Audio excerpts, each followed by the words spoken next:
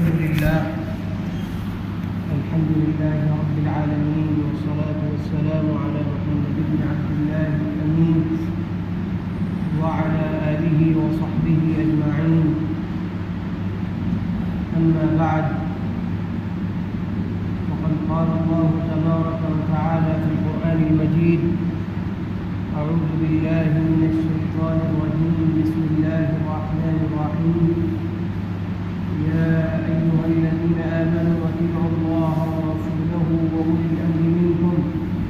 فإن تنازعتم في شيء فردوه إلى الله والرسول إن كنتم تؤمنون بالله واليوم الآخر.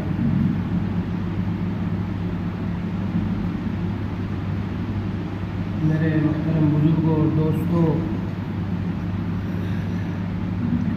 اللہ رب العزت والجلال نے تمام انسانوں کو پیدا فرمایا. پیدا فرمانے کے ساتھ ساتھ تمام انسانوں کے لیے رہنے اور سہنے کا طریقہ اللہ رب العزت والجلال نے متعین فرما دیا، اور وہ طریقہ انبیاء علیہ الصلاۃ والسلام کے ذریعے سے اللہ رب العزت والجلال نے تمام لوگوں کو عطا فرمایا. سب سے پہلے حضرت آدم علیہ الصلاۃ والسلام کو بھیجا، تو ان کے ذریعے سے جو دور کی ضرورتیں تھیں ان کو مد نظر رکھتے ہوئے اللہ رب العزت والجلال نے قانون نافذ فرمایا، جس کے تحت آدمی زندگی گزار سکتا ہے اور اپنی زندگی کو اچھے انداز میں گزار سکتا ہے. اور اسی طرح ہر علاقے کے لیے وہاں کے حالات کو دیکھتے ہوئے، وہاں کے جو لوگ ہیں ان کے رہن سہن کو دیکھتے ہوئے اللہ رب العزت والجلال نے جن علاقوں میں بھی انبیاء علیہ الصلاۃ والتسلیمات کو مبعوث فرمایا، وہاں ان کو ایک شریعت بھی عطا فرمائی کہ کس طریقے پر ان کو زندگی گزارنی ہے، اور ان کے ماننے والوں کو اور تمام انسانوں کو کس طرح زندگی گزارنی چاہیے. بالکل اسی طرح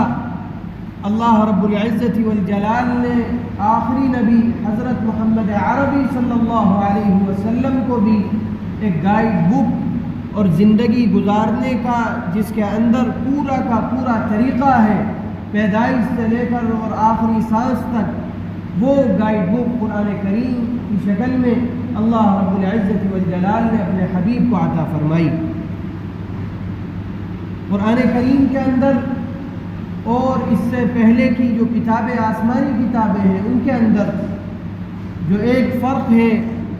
وہ یہ کہ اللہ رب العزت والجلال نے اس سے پہلے جو کتابیں عطا فرمائیں، آسمانی کتابیں نازل فرمائیں،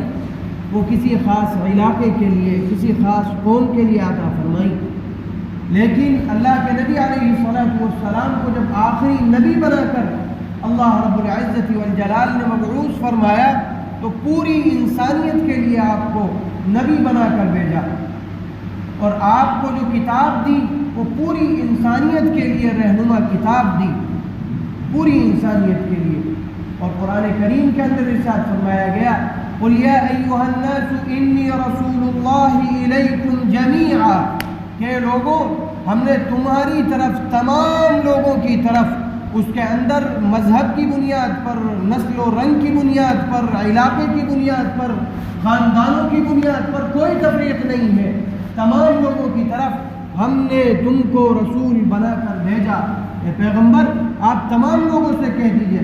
انی رسول اللہ الیکم جمیعا، کہ لوگوں میں تم سب کا نبی ہوں اور تم سب کے لیے یکساں طور پر نبی ہوں. تو اب آ جاؤ، اسلام کی چھتری کے اندر تمام برادری واد بھلا کر، تمام خاندانی تفاوتات بھلا کر، تمام نسل رنگ و نسل کی جو تفریق ہے اس کو بھلا کر اسلام کے سائے تلے آ جاؤ، اسلام کی چھتری کے اندر آ جاؤ.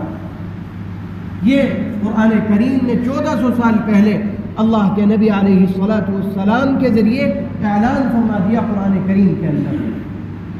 جس وقت لوگ بٹے ہوئے تھے رنگ و نسل کی بنیاد پر، خاندانوں کی بنیاد پر، علاقوں کی بنیاد پر، اور اہل کتاب اپنا آپ کو مقدس سمجھتے تھے، اس وقت اللہ کی طرف سے اعلان ہوا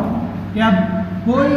کسی کے درمیان کوئی بڑا اور کوئی چھوٹا اس معنی میں نہیں ہے کہ وہ اس خاندان میں اور فلاں خاندان میں پیدا ہو گیا تو اس کو بڑا سمجھا جائے، اور وہ فلاں خاندان میں پیدا ہوا تو اس کو چھوٹا سمجھا جائے، وہ فلاں علاقے میں پیدا ہوا تو وہ مقدس سمجھا جائے، اور دوسرا فلاں علاقے میں پیدا ہوا تو اس کو حقیر سمجھا جائے۔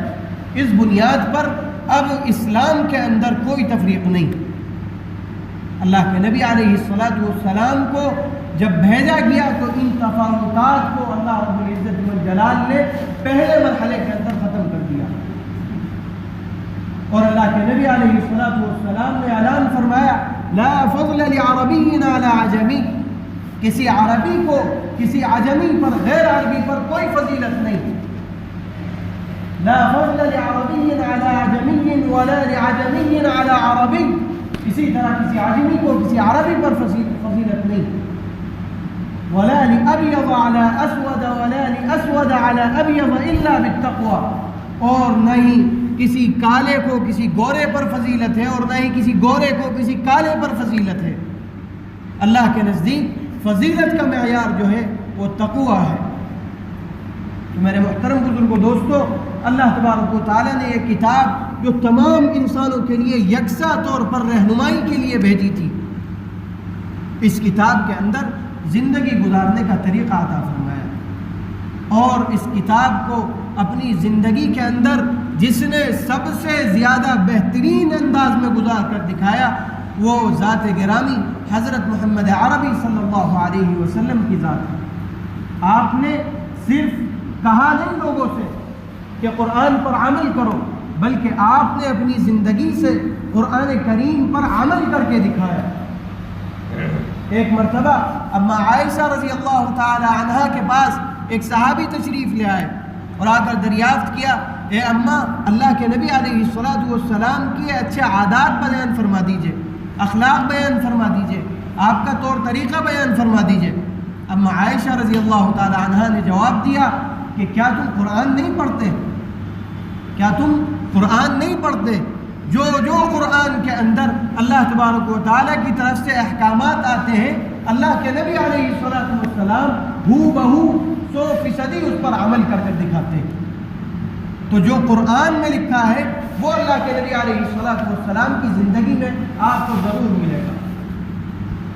تو میرے محترم بزرگوں دوستو، اللہ کے نبی علیہ السلام نے اس پر عمل کر کے دکھایا، اور پھر آپ کے نقش پا پر جو جماعت چلی صحابہ اکرام رضوان اللہ علیہم اجمعین کی، اس جماعت نے اللہ کے نبی علیہ السلام کی مکمل طور پر اتباع کی۔ آج جو آیت میں نے آپ حضرات کے سامنے پڑھی، اس کے اندر اللہ تبارک و تعالیٰ تمام ایمان والوں کو خاص طور پر مخاطب کرتے ہوئے ارشاد فرما رہا ہے، یا ایھا الذین آمنوا اطیعوا اللہ واطیعوا الرسول، اے ایمان والو، اللہ کی اطاعت کرو، اللہ کے احکامات پر چلو، واطیعوا الرسول، اور رسول کی اطاعت کرو۔ اللہ کی اطاعت کرو اور رسول کی اطاعت کرو، جو احکامات اللہ کی طرف سے عطا کر دیے گئے، جو باتیں اللہ کی طرف سے بتا دی گئی، ان پر اچھی طریقے سے عمل کرو۔ واطیعوا الرسول، اور جو باتیں اللہ کے نبی علیہ السلام نے قرآن کریم کی تشریح میں آپ کو بیان کی، اس پر بھی پوری طریقے سے عمل کرو۔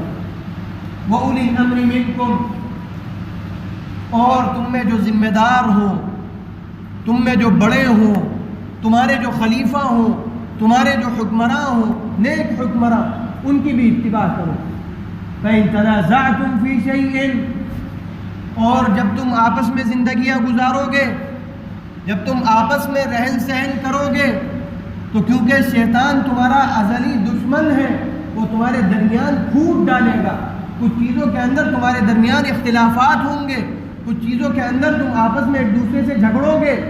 فَإِن تَنَازَعْتُمْ فِي شَيْءٍ فَرُدُّوهُ إِلَى اللَّهِ وَالرَّسُولِ إِن كُنتُمْ تُؤْمِنُونَ بِاللَّهِ وَالْيَوْمِ الْآخِرِ،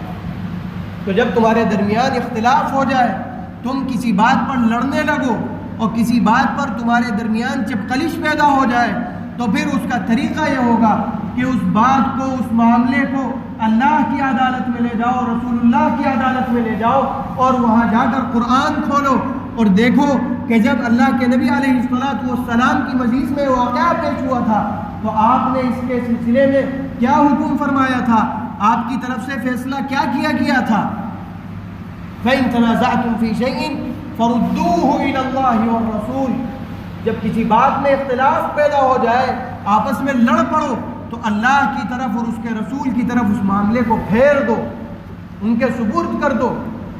ان کنتم تؤمنون باللہ والیوم الآخر، اخیر میں کہہ دیا گیا یہ کرنا اتنا آسان کام نہیں ہے، یہ وہی شخص کر سکتا ہے جس کا ایمان ہو اللہ پر، جس کا پختہ یقین ہو اللہ پر، اور جس کا یقین ہو کہ آخرت قائم ہوگی، وہ یہ کام کر سکتا ہے، اس کے علاوہ کوئی اور یہ کام نہیں کر سکتا۔ میرے محترم بزرگوں، دوستو، حقوق کے اندر اللہ رب العزت والجلال کی طرف سے جو حقوق انسان پر عائد کیے گئے ہیں وہ دو طریقے کے ہیں۔ نمبر ایک، حقوق اللہ، وہ حقوق جو اللہ رب العزت والجلال سے متعلق ہیں، خود اللہ اور بندے کا تعلق ہے، جیسے نمازیں پڑھنا، زکوٰۃ ادا کرنا،